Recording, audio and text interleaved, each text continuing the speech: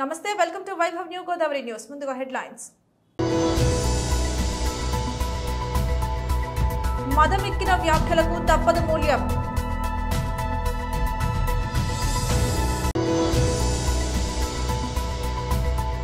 కేటీఆర్ మాట బండి సంజయ్ కుంట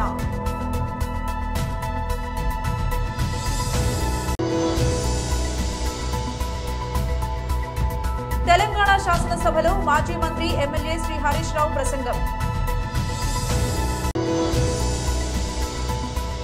తెలంగాణ శాసనసభలో మాజీ మంత్రి ఎమ్మెల్యే శ్రీ కేటీఆర్ ప్రసంగం మదమెక్కిన వ్యాఖ్యలకు తప్పదు మూల్యం రామ జన్మభూమి రావణ జన్మభూమి శ్రీకృష్ణ జన్మభూమి కంస జన్మభూమి దుర్యోధన జన్మభూమి ఇక సత్యభామ జన్మభూమి శూర్పణఖ జన్మభూమి ఈ పంచాయతీలు రాజకీయ పార్టీలు చేయాలన్నా ఇవాళ యాదాద్రి లాంటి ఒక అద్భుతమైన టెంపుల్ని పునర్నిర్మాణం చేస్తే దానికి 1000-1200 కోట్లు ఖర్చు పెడితే అది భవిష్యత్తు మీద పెట్టిన పెట్టుబడి కదా. ఇవాళ యాదాద్రికి రోజు ₹1 కోటి హుండీలో సంపద వస్తుంది. మరి అది పెట్టుబడి అవుతుందా అప్పు అవుతుందా? ఎక్కడ భయపడేది లేదు. వాళ్ళు జై శ్రీరామ్ అంటే మనం జై Hanuman అనాలే. Mahabharata and many more stories. How do we expect the current Indian man to not treat his wife like Sita or not treat his wife like Draupadi? No, he can simply go and bet her somewhere. We are witnessing unfortunate statements from many political leaders in this country. All these leaders are in a process to gain certain votes from few section of people. They're making statement which will ultimately divide the country in ways which we cannot even imagine.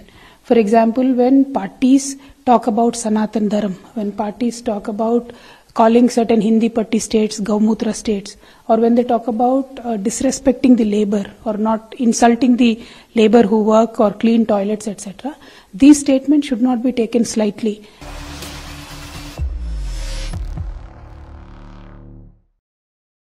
KTR మాట బండి సంజయ్ తూటా పెట్టిన ఖర్చు కంటే పెరిగిన సంపద 10 రెట్లు పెరిగింది. సాగునీరు గ్రామాల అభివృద్ధి వలన వాళ్ళ భూముల విలువ తెలంగాణలో రైతు బంధు అందుకునే మొత్తం ఎక్స్టెంట్ ఎంత అంటే 1,52,00,000 ఎకరాలు అంటే పట్టా భూములు. మరి ఆ పట్టా భూములు ఇవాళ 5 రెట్లు 6 రెట్లు 10 రెట్లు పెరిగినాయి సంపద. మొత్తం లెక్క తీద్దామా ఎంత పెరిగిందో? ఎన్ని లక్షల కోట్లను లెక్క కట్టాలి నేను? అదేవిధంగా ఆ 1,52,00,000 ఎకరాల పట్టా భూమి విలువ నాకు తెలిసి కనీసం 5 రెట్లు పెరిగింది, ఇంకా ఎన్నో రెట్లు పెరిగిందని చెప్పొచ్చు. ఈ గవర్నెన్స్ కన్నా ఈ కొండగట్టుకు వెంబడాడ పైసలు ఇచ్చిండట ఆయన. కొండగట్టుకు వెంబడాడ అభివృద్ధికి పైసలు ఇచ్చిండట. చలో డీటెయిల్ రిపోర్ట్. ఇలా గ్రామాలు వైకుంఠ ధామాలు మీ ముఖాలకి వైకుంఠ ధామాల పైసలు ఎవరిచ్చో తెలియదు మీకు. వైకుంఠ ధామాల పైసలు ఎవరి? 14th 15th ఫైనాన్స్ పైసలు ఎవరి? కేంద్ర ప్రభుత్వం నేరుగా గ్రామ పంచాయతీలు నిలిస్తే మీ అయ్యా దొంగ సంతకాలు సర్పంచ్లను బెదిరించి దొంగ సంతకాలు పెట్టించి ఇలా డైవర్ట్ చేసిండు. గ్రామ పంచాయతీలకు నిధులు విడుదల చేస్తే సర్పంచులు కూలీలుగా మారే పరిస్థితి ఎందుకు వచ్చింది? సర్పంచులు ఆత్మహత్య చేసుకునే పరిస్థితి ఎందుకు వచ్చింది? నేషనల్ హైవే పైసలు కూడా వాళ్ళే ఇచ్చిరట. బస్తీ దవాఖాన్ల పైసలు కూడా వాళ్ళే ఇచ్చిరట. కార్పొరేషన్ల పైసలు కూడా వాళ్ళే ఇచ్చిరట. ఇక్కడ ఏకగ్రీవంగా గెలిచిన సర్పంచ్ల పైసలు ఇవ్వలే, నువ్వు గ్రామ పంచాయతీల పైసలు ఇవ్వలే. సింగరేణి పైసలు వాడుకుంటేవి, అప్పు చేస్తేవి, ఒక్క నోటిఫికేషన్ ఇవ్వబోతేవి, నిరుద్యోగ వృత్తిస్తాను ఇవ్వబోతేవి. వ్యాక్సిన్ పైసలు కూడా ఆయన ఇచ్చాను. ఇప్పుడు అలా వ్యాక్సిన్ కూడా హాస్పిటల్ అభివృద్ధి చేసిండి. హాస్పిటల్ను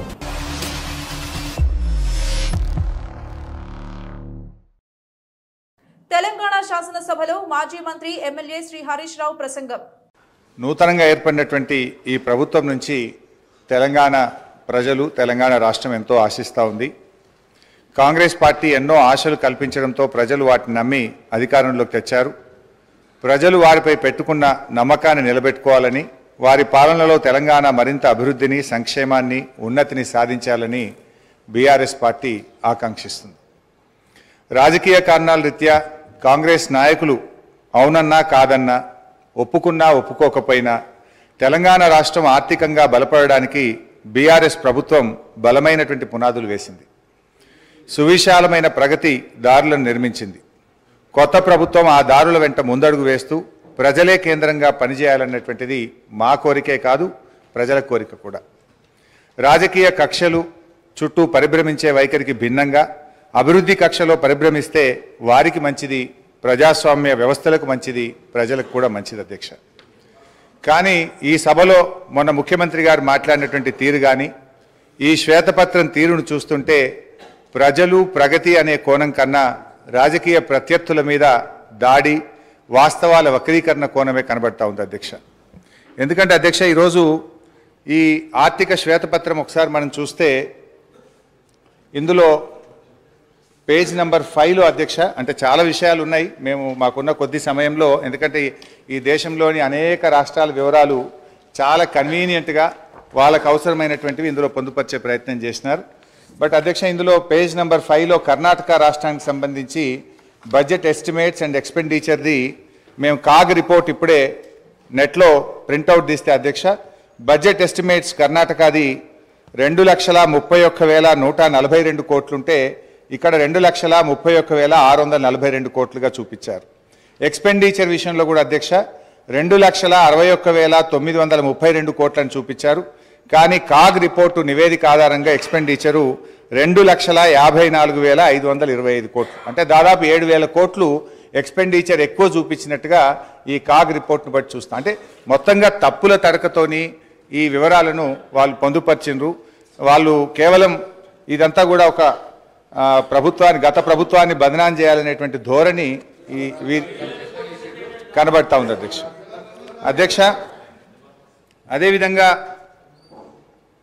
ఇందులో ఉమ్మడి ఆంధ్రప్రదేశ్ వ్యయము తెలంగాణ వాటా అంటే 1956-57 నుంచి 2013-14 వరకు 41.68% ఖర్చు చేసినట్టుగా గంపగుత్త లెక్క తీసినారు. ఇది మనందరికీ తెలుసు అధ్యక్ష. వాస్తవానికి తెలంగాణ ఉద్యమం ఎందుకు వచ్చింది, ఈ పోరాటాలు ఎందుకు వచ్చినాయి, 69లో ఎందుకు పోరాడినాం అంటే తెలంగాణకు నిధులు తెలంగాణ ప్రాంతంలో ఖర్చు పెట్టాలనే జెంటిల్మెన్ అగ్రిమెంట్ను అమలు చేయకపోవడం వల్లనే ఆ రోజు తెలంగాణ ఉద్యమం వచ్చింది.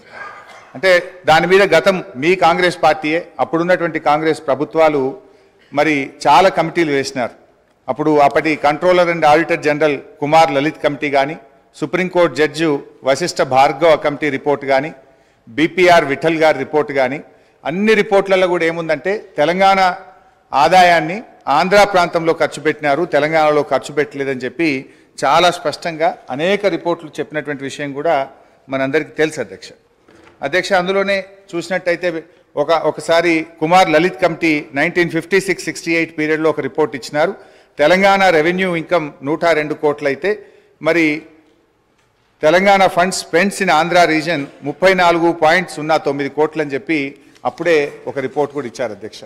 అదేవిధంగా వారు మరి జస్టిస్ భార్గవ కమిటీ రిపోర్ట్లో కూడా ఆ వివరాలన్నీ కూడా తేల్చారు. అంటే ఇది నేను ఎందుకు చెప్పే ప్రయత్నం చేస్తున్నా అంటే ఇక్కడ మీరు 41.68% తెలంగాణలో ఖర్చు పెట్టారు అని ఏ లెక్కలైతే చూపించారో ఇది శుద్ధ తప్పు. కావాలంటే దీని మీద ఒక హౌస్ కమిటీ వేయండి, మొత్తం లెక్కలు తీద్దాం, నిజంగా ఎంత ఖర్చు అయిందో కావాలంటే మేము చూపించడానికి రుజువు చేయడానికి సిద్ధంగా ఉన్నాం. అంటే మీరేంటంటే అది 41.68% ఉమ్మడి ఆంధ్రప్రదేశ్లో ఖర్చు అయింది, అది ఏదో మెరుగ్గా ఉందని చెప్పి చూపించేటువంటి ఒక ప్రయత్నం చేసినారు, which is totally false and wrong అధ్యక్ష. అంటే బేసికల్లీ ఇంకోటి కూడా జరిగింది అధ్యక్ష. నాకు తెలిసిన సమాచారం మేరకు ఈ రిపోర్ట్ ఇదంతా కూడా ఇది ఎవరు తయారు చేసిండ్రు, మీకు తెలంగాణ అధికారుల మీద నమ్మకం లేక మన ముఖ్యమంత్రి గారి పాత గురువు గారి శిష్యులు ఒక రిటైర్డ్ ఐఏఎస్ అధికారి, ఒక సస్పెండ్ అయినటువంటి ఫైనాన్స్ డిపార్ట్మెంట్ ఆంధ్రప్రదేశ్ అధికారులను పెట్టి ఇదంతా ఒక కుక్కుడప్ స్టోరీ తయారు చేసి ఇది ప్రజల ముందు పెట్టేటువంటి ప్రయత్నం చేస్తూ ఉన్నారు. తెలంగాణ శాసనసభలో మాజీ మంత్రి ఎమ్మెల్యే శ్రీ కేటీఆర్ ప్రసంగం. శ్రీ కేటీ రామారావు గారు. అధ్యక్ష, ముందుగా మీకు అభినందనలు. మళ్ళొకసారి మీకు హృదయపూర్వకంగా ధన్యవాదాలు అవకాశం ఇచ్చినందుకు. అధ్యక్ష, గవర్నర్ ప్రసంగంలో ఒక మాట అన్నారు, మేము నిర్మాణాత్మకమైన సూచనలకు బేసిజాలు లేకుండా స్వీకరిస్తాము, మా ప్రభుత్వం సాకల్యంగా అన్ని చర్చించడానికి సిద్ధంగా ఉందన్నారు అధ్యక్ష. మరి ఈ హౌస్లో అధికార పక్షం ఇక్కడ ప్రధాన ప్రతిపక్షంగా ఉన్నాం, తప్పకుండా 3-4 అవకాశం ఇవ్వాలని ముందుగా నేను కోరుతా ఉన్నాను. మా తలసాని శ్రీనివాస్ యాదవ్ గారు రెడీగా ఉన్నారు, పల్లా రాజేశ్వర రెడ్డి గారు రెడీగా ఉన్నారు, ఇంకా చాలా సభ్యులు రెడీగా ఉన్నారు. దయచేసి అవకాశం ఇవ్వాలని నేను కోరుతా ఉన్నాను అధ్యక్ష.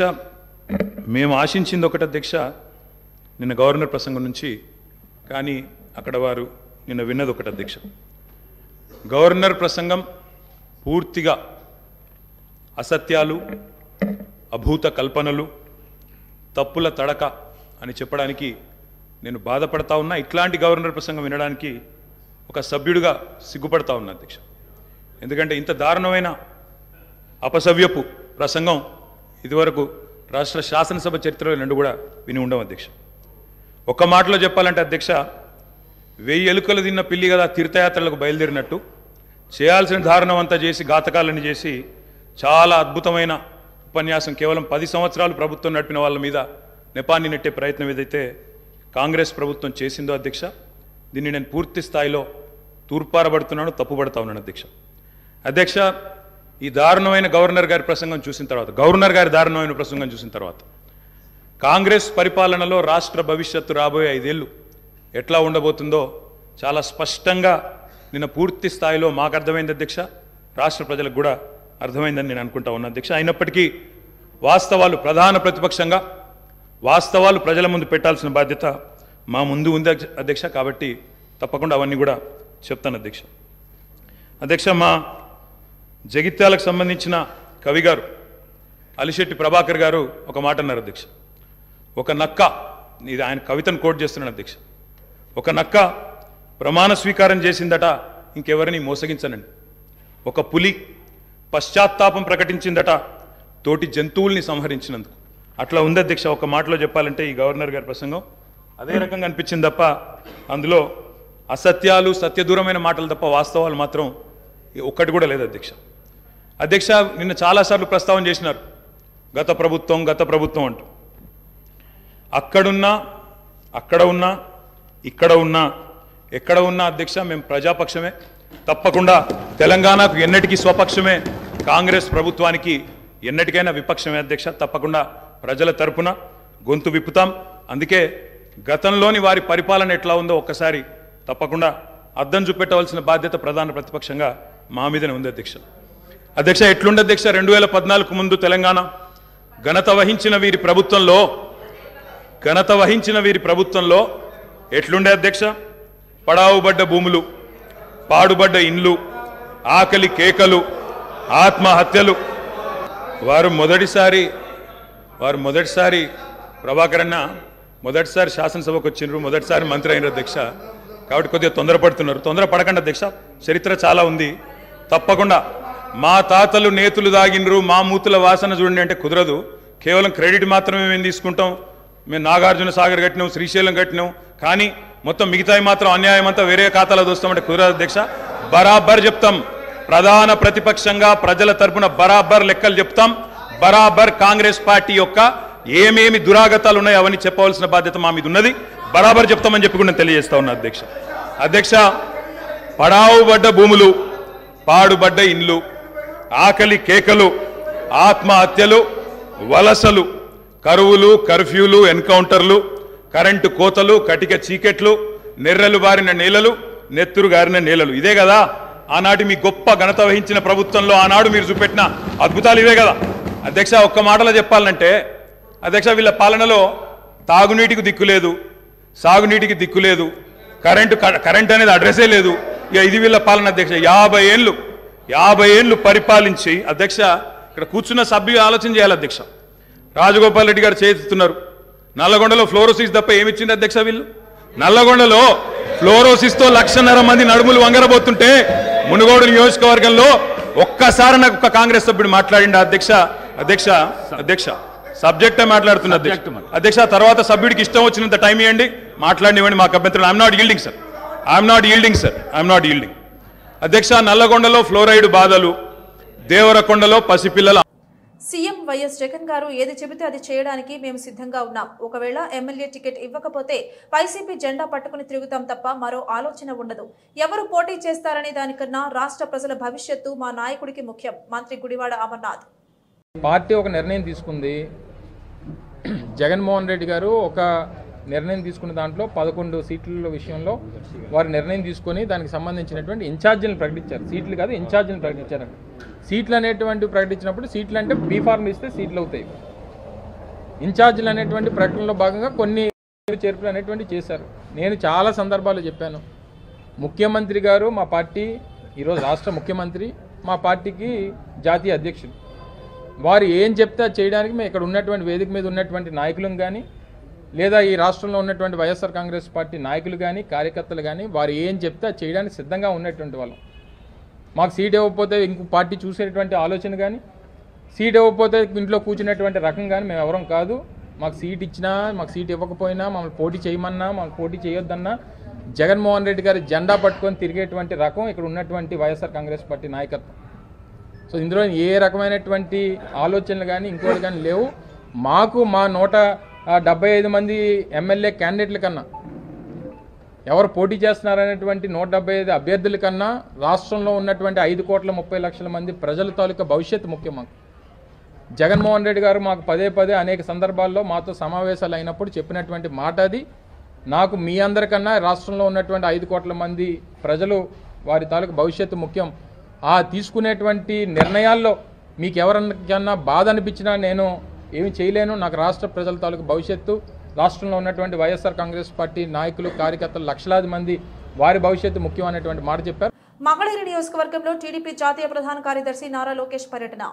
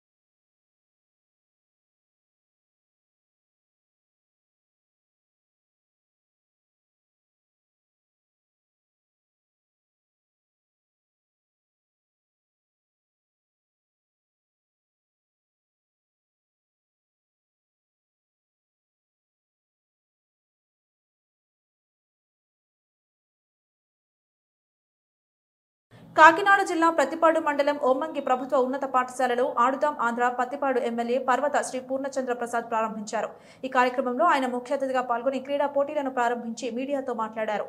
స్థానిక జెడ్పీటీసీ బెహ్రా రాజరాజేశ్వరి దొరబాబు, మండల పార్టీ అధ్యక్షుడు Panchadi Veerababu, Annavaram trust board member Dale చిట్టిబాబులు వాలీబాల్, క్రికెట్, బ్యాడ్మింటన్, కబడ్డీ ఆటలను ప్రారంభించారు. ఈ సందర్భంగా ఎమ్మెల్యే పర్వత మాట్లాడుతూ గ్రామీణ ప్రాంతాల్లో ప్రతిభ ఉన్న క్రీడాకారులను వెలికితీసి జిల్లా స్థాయి, రాష్ట్ర స్థాయి, జాతీయ స్థాయి క్రీడాకారులుగా తీర్చిదిద్దడం రాష్ట్ర ప్రభుత్వ లక్ష్యం అన్నారు. ప్రజలు ఈ క్రీడోత్సవంలో పాల్గొని ఈ అవకాశం సద్వినియోగం చేసుకోవాలన్నారు. ఈ కార్యక్రమంలో ఎంపీడీఓ ఎంవీఆర్ కుమార్ బాబు, జేసీఎస్ ఇన్ఛార్జ్ రామిశెట్టి చినిబాబు, వైస్ ఎంపీపీలు బంకు శ్రీను, లొండా లోబబాబు, వైఎస్ఆర్సీపీ నాయకులు రామిశెట్టి నాని, మామిడి నరసింహమూర్తి, కొప్పన గంగారావు, సామన శివాజీ, వ్యాయామ ఉపాధ్యాయులు, సచివాలయ సిబ్బంది, వాలంటీర్లు, క్రీడాకారులు, వైసీపీ నాయకులు, కార్యకర్తలు, గ్రామ ప్రజలు పాల్గొన్నారు.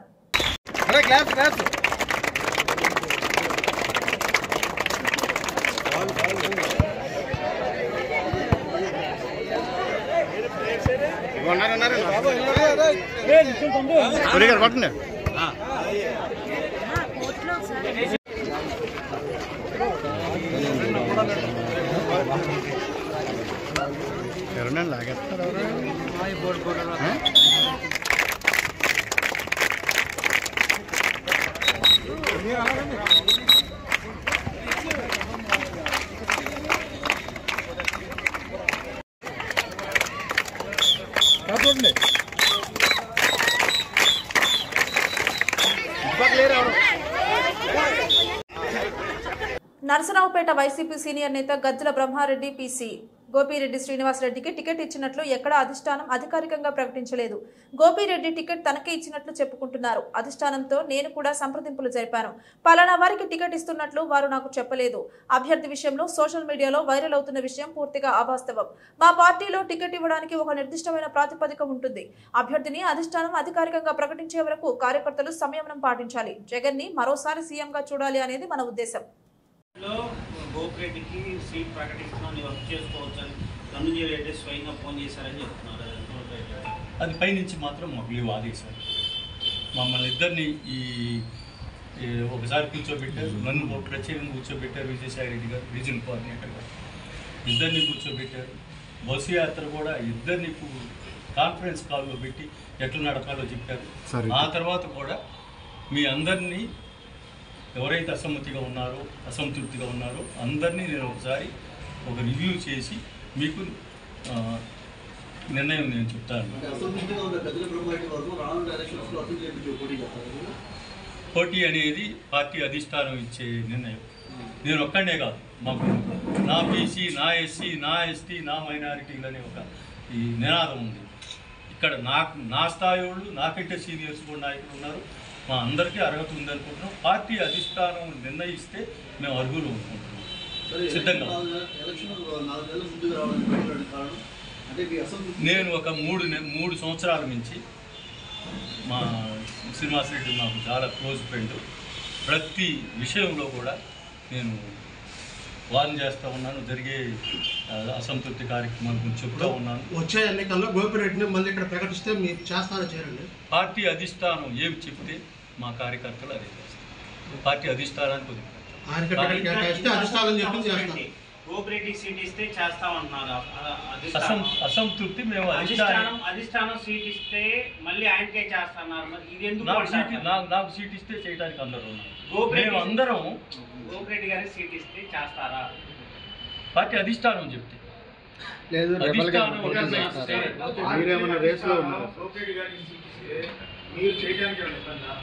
నాకు సీట్ ఇస్తే శ్రీనివాసరెడ్డి చేస్తాడేమో అడగండి.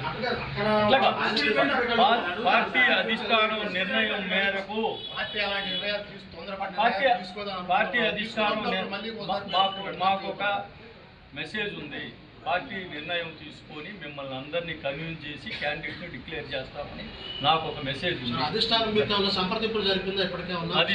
3 సార్లు కూర్చోబెట్టింది ఇక్కడ రీజనల్ కోఆర్డినేటర్. మీకేం చెప్పారు సార్? మళ్ళీ నిర్ణయం తీసుకునేటప్పుడు ఒక రివ్యూ జరుపుతాం. అందరి అభిప్రాయం తీసుకొని క్యాండిడేట్ని మేము ప్రకటిస్తాం. అప్పుడు ఎవరు కూడా గేట్ దాటకుండా అనాథరేటెడ్గా ప్రకటిస్తేనే మోకమండిగా రాజీనామాలకు సిద్ధమవుతున్న నేపథ్యంలో మీరు గోపిరెడ్డికి అధిష్టానం సీట్ ఇస్తే చేస్తామన్నది ఎంతవరకు రైట్ అంటారు? మమ్మల్ని సంప్రదించాలి అధిష్టానం. మాకు ఇచ్చిన ప్రామిస్ ప్రకారం ఇక్కడ ఎంతమంది ఉన్నారో వీళ్ళందరినీ నోట్ చేసుకున్నారు. వీళ్ళ యొక్క ఏం అసంతృప్తి కూడా నోట్ చేసుకున్నారు. మమ్మల్ని సంప్రదించి నిర్ణయం తీసుకుంటున్నారు.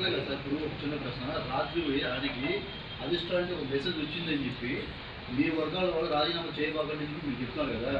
సో రానున్న ఎన్నికలు ఆయనకే డిక్లేర్ చేస్తే మీరు ఎంతవరకు సపోర్ట్ చేస్తారు? ఎట్టి పరిస్థితుల్లో మమ్మల్ని సంప్రదించి మా అభిప్రాయాలు కూడా తీసుకొని అందరినీ సంతృప్తి పరిచే విధంగా క్యాండిడేట్ డిక్లరేషన్ ఉంటుందని మేము అనుకుంటున్నాం. వీళ్ళు ఎందుకు అసంతృప్తి ఉన్నారో వాటికి అటెండ్ అయ్యి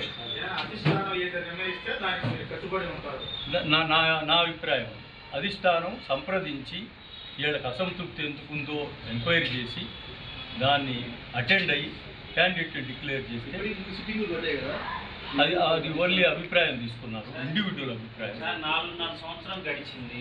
పార్టీ మరో 2 నెలల్లో పార్టీకి గవర్నమెంట్ మళ్ళీ ఎలక్షన్ రాబోతున్నారు. మీ అసంతృప్తి ఎలా తీరుస్తారు? ప్రభుత్వమే పోతుంటే మీ అసంతృప్తి ఎలా తీరుద్ది? అసంతృప్తి అనేది ఇండివిజువల్ని ట్రీట్ చేసే పద్ధతిలో ఉంటుంది. ఒక ఏదో ఒక ఫైనాన్స్ ఒక ఇదో ఇచ్చేది కాదు. ఇచ్చే గౌరవం బట్టి ఉంటుంది. ఎవరైతే క్యాండిడేట్ అవుతారో వాళ్ళకి సర్ది చెప్తారని మేము అనుకుంటున్నాం. ఏది ఇంకా నుంచి ఈ నిర్ణయించబడ్డ క్యాండిడేట్ ఎవరైనా ఈ అడుగుజాడల్లో నడవాల. పార్టీ ఒక ఇది ఇస్తుంది. ఒకే పార్టీ నాయకుడు ఇద్దరు కూడా వైద్య వృత్తిలో ఉన్నారు. ఆయన కూడా మీకంటే జూనియర్. ఫస్ట్ వైసీపీ వచ్చింది కూడా మీరే. పార్టీ నష్టపడి పార్టీ జెండా తీసింది కూడా మీరే. మీ ఇద్దరి మధ్య ప్రపంచరాలు కారణాలు ఏంటంటే కార్యకర్తలు అసంతృప్తితో ఉన్నారు. నా దృష్టికి తీసుకొచ్చారు. నా పర్సనల్ చదవ ఏంటంటే పవర్ సరిగా ఇవ్వకపోవటం, సరిగా గౌరవం ఇవ్వకపోవటం, ప్రోటోకాల్స్ పాటించకపోవటం పోటీ చేయాలని ఆలోచన ఉందా సార్? ఏమిటండి? మీరు వ్యక్తిగతంగా ఇక్కడి నుంచి పోటీ చేయాలని నాకు అర్హత ఉంది. అధిష్టానం ఆదేశిస్తే పోటీ చేయడానికి ఆదేశించకపోతే ఇండిపెండెంట్గా పోటీ చేయాలి. మరి ఎన్నిసార్లు వివాదాలు జరుగుతుంటే ఒకే పార్టీలో గ్రూప్ రాజకీయాలు, మరి అధిష్టానం నోరు ఎత్తకుండా ఉండడానికి కారణం ఏంటంటారు? మేము తీసుకెళ్తా ఉన్నాం, అప్పుడప్పుడు సంప్రదింపులు జరుగుతున్నాయి, కానీ స్టిల్ గౌరవం దక్కలేదని కొంతమంది నాయకులు నా దృష్టిలో పైనుంచి రాలేదు.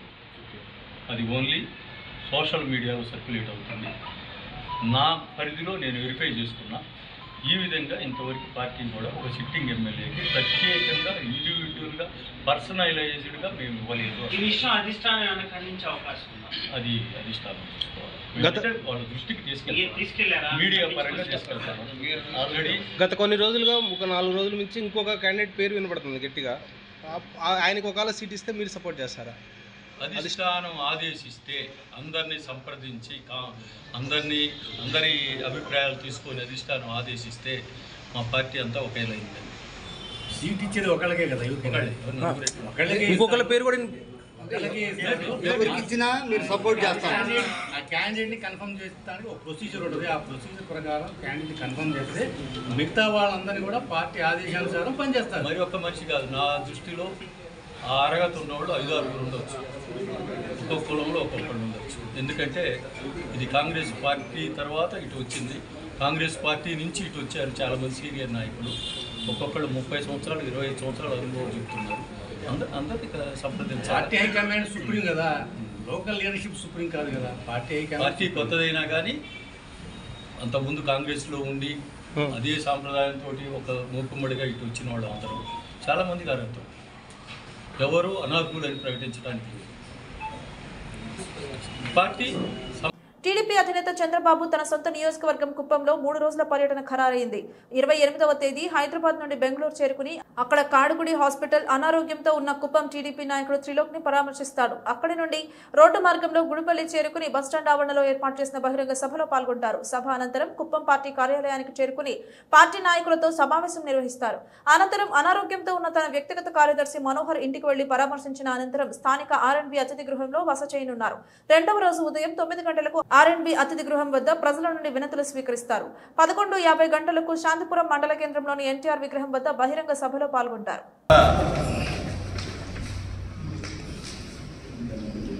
అక్కడి నుంచి శాంతిపురం మీటింగ్కి వెళ్ళటం జరుగుతుంది. శాంతిపురంలో పబ్లిక్ మీటింగ్ అయిపోయిన తర్వాత మళ్ళీ అక్కడి నుంచి రామకుప్పం మండలం పబ్లిక్ మీటింగ్, మళ్ళీ ఈవినింగ్ వచ్చేసి మనకి ఎంఎం ఫంక్షన్ హాల్లో జనసేన కార్యకర్తలతో సమావేశం. అది పూర్తయిన తర్వాత బీసీఎన్ కళ్యాణ మండపంలో తెలుగుదేశం పార్టీ బూత్ ఇన్ఛార్జెస్, కార్యకర్తలు, ఇతర ముఖ్య నాయకులతోటి బాబు షూరిటీ భవిష్యత్ గ్యారంటీ కార్యక్రమం మీద రివ్యూ. ఎవరైతే ఉత్తమ ప్రతిభ కనిపించారో అంటే ఆ కార్యక్రమంలో పాల్గొని 75% పూర్తి చేసిన అందరికీ అభినందనలు. చంద్రబాబు నాయుడు గారి చేతుల మీదుగా కూడా ప్రశంసా పత్రం కూడా అందజేయడం జరుగుతుంది. అది అయిపోయిన తర్వాత ఆర్ఎండ్బి గెస్ట్ హౌస్కి వచ్చి ఆ రోజు అక్కడ సారు రెస్ట్ తీసుకోవడం జరుగుతుంది, నైట్ హాల్ట్. 30th మళ్ళీ సేమ్ ఆర్ఎండ్బి గెస్ట్ హౌస్ దగ్గర ప్రజల నుంచి వినతులు స్వీకరించడం, ఇతర ముఖ్య నాయకులు ఎవరైనా ఉంటే వాళ్ళని కలవటం. అక్కడి నుంచి కురుబా భవన్ మనకి మీ అందరికీ తెలుసు. మీరు దిగ్విజయంగా ఈ కార్యక్రమాలు జయప్రదం అయ్యే విధంగా సహకరించాలని కోరుకుంటూ, అలాగే ఈ కార్యక్రమానికి ప్రభుత్వ సిబ్బందికి కూడా నేను విజ్ఞప్తి చేస్తున్నాను. అది పోలీస్ డిపార్ట్మెంట్ వారికి కావచ్చు, మున్సిపల్ సిబ్బందికి కావచ్చు, అలాగే ఎలక్ట్రికల్ డిపార్ట్మెంట్ కావచ్చు, ప్రతి ఒక్కరికి కూడా సజావుగా ఈ కార్యక్రమం జరిగేదానికి కావాల్సిన, ఎందుకంటే ఆయన ప్రతిపక్ష నేత, లెజిస్లేటివ్ అసెంబ్లీ ఫ్లోర్ లీడర్, మాజీ ముఖ్యమంత్రి, Z+ కేటగిరీలో ఉన్నటువంటి వ్యక్తి కాబట్టి ఎటువంటి లోటుపాట్లు జరగకుండా భద్రత విషయంలో కానీ మిగతా అంశాల్లో కానీ సహకరించాలని ప్రభుత్వ సిబ్బంది కూడా విజ్ఞప్తి చేస్తున్నాను. అలాగే మీడియా సోదరులు కూడా ఎప్పుడూ మాకు చంద్రబాబు నాయుడు గారు వచ్చినప్పుడల్లా చాలా ఎంతో శ్రమతో కూడుకున్నా కూడా మాకు సహకరించి ఎప్పుడూ మాకు అండగా ఉంటున్నారు. ఈసారి కూడా అలాగే మీడియా సోదరులందరూ కూడా 3 రోజుల పాటు ఈ కార్యక్రమాన్ని అన్నీ కవర్ చేసి ప్రాపర్గా అన్నీ కూడా పబ్లిక్ పేపర్లో కానీ సోషల్ మీడియా కావచ్చు, యూట్యూబ్ కావచ్చు, రెగ్యులర్ మీడియా ఛానల్స్ స్క్రీన్ ఛానల్స్లో కానీ అన్నింటిలో కూడా ఈ కార్యక్రమాన్ని ప్రాపర్గా ప్రజెంట్ చేసేటట్టు సహకరించాలని మీడియా సోదరులందరికీ కూడా విజ్ఞప్తి చేసుకుంటూ ఈ కార్యక్రమం దిగ్విజయమై చంద్రబాబు నాయుడు గారికి 1,00,000 ఓట్ల మెజార్టీతో కుప్పాన్ని అందించడానికి మేమందరం సిద్ధంగా ఉన్నామని తెలియజేస్తున్నాం. వార్తలు ముగించే ముందు హెడ్లైన్స్ మరోసారి. మదమెక్కిన వ్యాఖ్యలకు తప్పదు మూల్యం.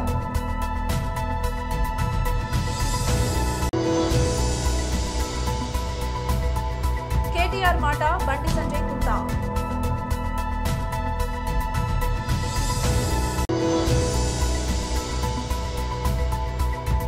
తెలంగాణ శాసనసభలో మాజీ మంత్రి ఎమ్మెల్యే శ్రీ హరీష్ రావు ప్రసంగం. తెలంగాణ శాసనసభలో మాజీ మంత్రి ఎమ్మెల్యే శ్రీ కేటీఆర్ ప్రసంగం. ఇది వాల్ట్ బులెటిన్. మరొక బులెటిన్లో మళ్ళీ కలుద్దాం. అంతవరకు సెలవు. నమస్కారం.